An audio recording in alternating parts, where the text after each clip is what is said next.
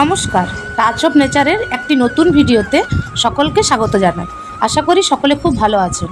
আজ আমরা নিয়ে এসেছি দ্য সংস অফ ইন্ডিয়ার এই গাছটির রিপোর্টিং ভিডিও। এই যে বড় কালো রঙের টবটা দেখতে পাচ্ছ তোমরা, এখানে আমি নার্সারি থেকে নিয়ে এসে গাছটিকে পটিং করেছিলাম। গাছটির বেশি বৃদ্ধি হচ্ছিল না, কারণ আমার কাছে তখন কোনো ছোট পট থাকেনি। আমি অনলাইনে 5টি টব অর্ডার করেছিলাম।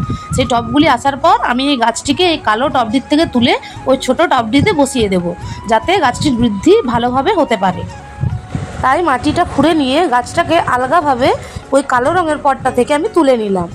এরপর আমি এই গাছটিকে ওই ছোট টবটিতে প্রতিস্থাপন করব। তোমরা দেখতে পাচ্ছ আমি কিভাবে গাছটিকে প্রতিস্থাপন করছি।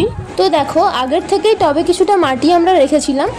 তারপর এই চারা গাছটাকে বসিয়ে 1 বছরের পুরনো গোবর সার মিশ্রিত যে মাটিটা তৈরি করা ছিল সেটা ওপর থেকে হালকাভাবে দিয়ে দিচ্ছি। এরপর ভালোভাবে জল দিয়ে যত্ন সহকারে গাছটিকে আমরা রেখে দেব। তো তোমরা যে গাছটাকে দেখছো, এই গাছটার নাম সংস অফ ইন্ডিয়া, আর এই ভিডিওটা করেছে আমাদের মাদার ইন্ডিয়া। টাটা।